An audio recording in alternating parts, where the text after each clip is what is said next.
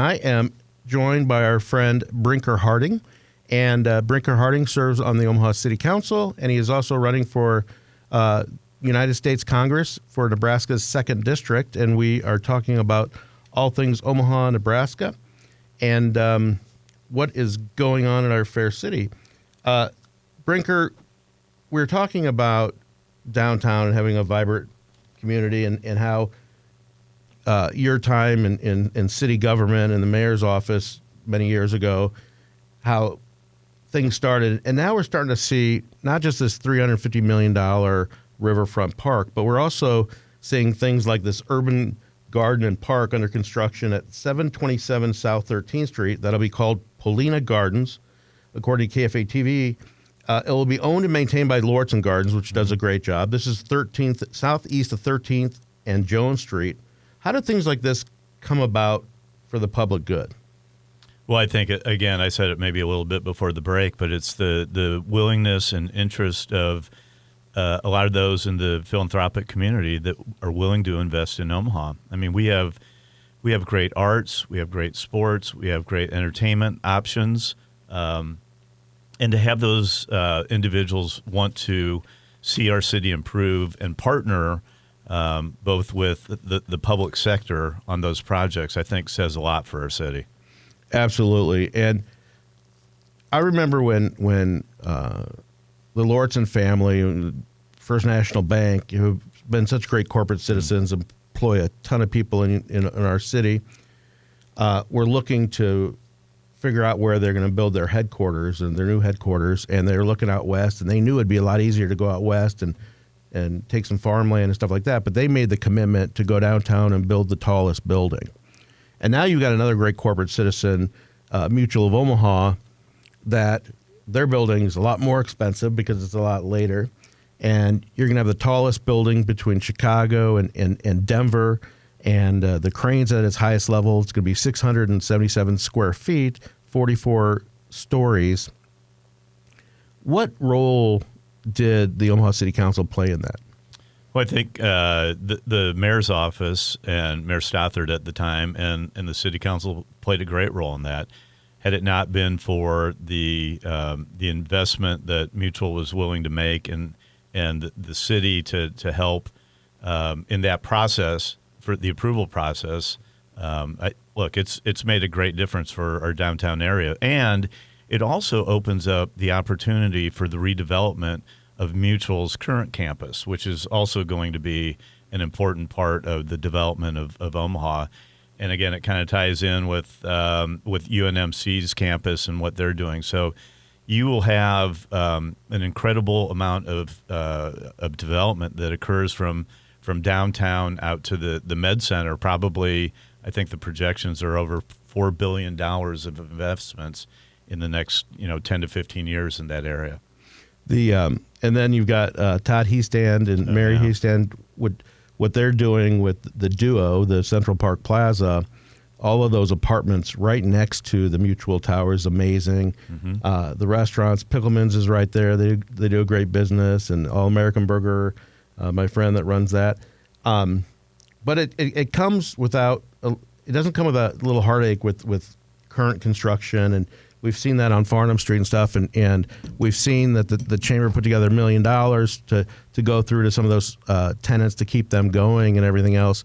And I implore people to visit those restaurants and those retailers, and it's a temporary pain for a long-term gain. It absolutely is, and it's those retailers, those commercial operations that are along the route of the streetcar certainly are going to have business interruption, and I applaud the chamber for putting a fund together to help with that business interruption, if you will. Interestingly, I also looked at the possibility of seeing if there were city funds that might be available to help in that regard, especially with I asked the question, the answer was no, but I asked the question of could some of the tax increment financing revenues that are generated by the development in and along the route, if those could be used for some of that business interruption, that fund. And the answer is no. That's not one of the uses that you can use tax increment financing revenues for. But we need to make sure, as you said, to make that extra effort to visit those retailers, to visit those commercial operations in the interim, because at the end of the day, we do need to help them get through this period. But after it's all done, it's going to be fantastic. It's going to be dynamite, but yeah. they've got to hang on, and everyone's got to contribute to get them through this. Another thing. Go ahead. One other thing. Subby and Zaldo. Yeah, I think many people in Omaha might remember Subby and Zaldo, but I use one of his lines quite frequently. This is, again, not to diminish the kind of the pain that some of these retailers are going through, but he used to say something that I kind of liked, is that, especially if it's road construction or this, is that with all those orange cones out there, right, it's behind every one of those orange cones is a little bit of progress. There's no question about it. And the streetcar's the same way, and it's going to take a little while, but it's going to be dynamite when it opens. There's been a lot of talk in front of City Council about the homeless and the encampments. You see these tents popping up on public properties and stuff like that. And then it's a process. And give us just a short overview. I know it's short. I know it's a complicated. And go ahead. Yeah, something I'm very passionate about, because I've seen that, at least anecdotally, I've seen, or through constituents who've contacted me, and I just think the general public would probably agree that it sure seems that we're seeing a lot more of this activity in Omaha, and I wanted to make sure that we addressed it sooner rather than later, because the time to take care of a problem isn't after it's out of control. It's to stem it before it's out of control. So I introduced at the end of August an ordinance to address the encampment issue in Omaha. The current ordinances didn't give us the ability to clear the encampments out. And for the people who say I'm criminalizing homelessness, I'm not criminalizing homelessness. There are already probably up to 14 ordinances in the city of Omaha that they could be cited for in these conditions, whether it be loitering or littering or something along those lines. They could have already been cited for those. What this ordinance would do would give us the ability to clear out the encampment so that it is a public safety issue, it is a public health issue, both for the people in these environments, but also for the people and the businesses that live around these environments. So that's what I was trying to accomplish. And when I originally introduced it, I said I would work with the mayor's office to come up with a solution that would, the ordinance I introduced originally was to start the conversation.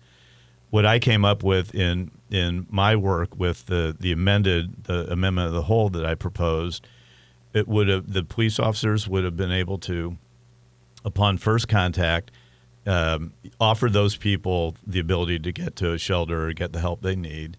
If they didn't accept it at that point, they would be given 24 hours to clear the encampment.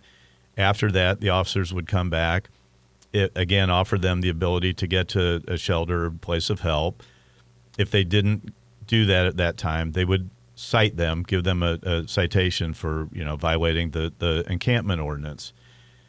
At that point, they would then the city would contact the agencies, certain agencies working with the city, to help them get into a place of help or shelter. It also would give them the ability to go into a diversion program, a problem-solving court, and if they did that, then if they successfully completed that, the charges would be dropped. So there was a bit of a carrot and stick, but again, it was not criminalizing homelessness. It was intended to get them the help that they need. And it takes care of the public safety issue for both those in the encampments and those in living in around. I'm sorry, one quick other point is that these people in the encampments, unfortunately, are living in conditions with sex trafficking, prostitution, drug use, just the human squalor. I don't want those people to be subjected to those conditions for one more day, and that's why I was trying to get the help immediately to them. Well, I applaud you for starting the discussion, and it's a complex issue that it takes a lot of people to solve, and I want to thank Sheriff Aaron Hansen for leading the charge on a lot of that. We've seen a lot of his stuff on social media and stuff, and he's got his heart in the right place, and it takes everyone to help in that issue. Agreed. There's so much going on. You decided, was it in July that you announced that you're running for United States Congress? We announced on July 1st. Absolutely. And we were in parades on July 4th weekend, had signs. We were very well organized and wanted to make sure that people knew from day one that we were going to be the most organized, hardest working campaign out there, and that we were going to win in May, and we were going to win again in November. And there's no doubt, whether it's social media or the parade routes or unions, you were at an event before this. I mean, you're all over, and that's what it takes. But also, there are a lot of issues that you're going to be faced with the first day on the job, and right now we're in the middle of a government shutdown, and there's talk that for grants for the University of Nebraska system. The White House said had a report that said just in Nebraska that while the government is shut down, it's about $98 million impact in state economic output, meaning we're losing because the government shut down. How do you fix that?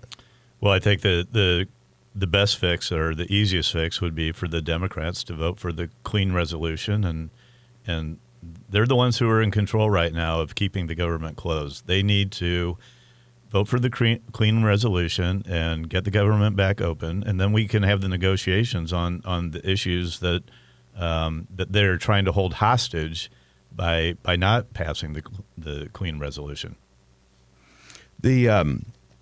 Let's go to another fun subject on a national level is tariffs and how tariffs affect Nebraska farmers.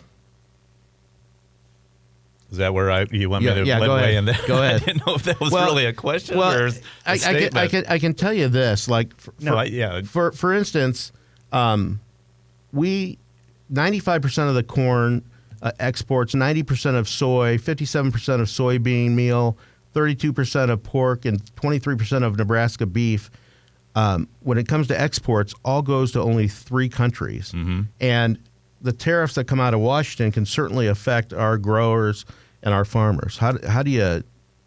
Absolutely. I just met with the Farm Bureau a week or so ago, and this is obviously an interesting subject and one that means a lot to our economy statewide. I mean, agriculture is still the economic engine of the state, and that's why it's so important.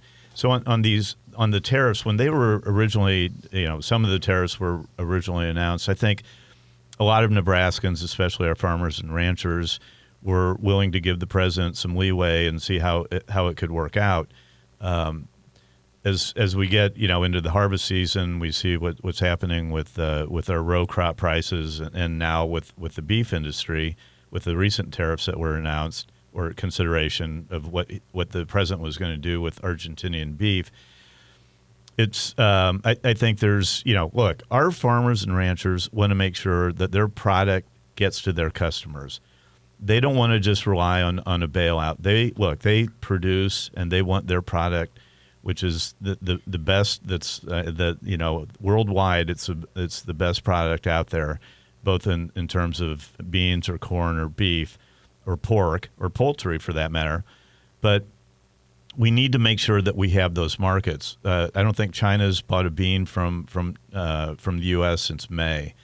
And when those markets go away, Trenton, and those customers go away, and they still have the demand, so they go to Brazil or they go to another country to get that product. And then when we get these trade issues resolved, and we're back selling those products, it's harder to get that customer back. So we need to make sure that we're getting these issues resolved. And I don't know if you talk more about the recent announcements of maybe bringing more Argentinian beef, which will artificially lower the price of beef or those meat products in the country. We don't want that. Yeah, we don't want that. We need to make sure that our products have the markets to be sold in worldwide. Absolutely. And There's so much more we could talk about.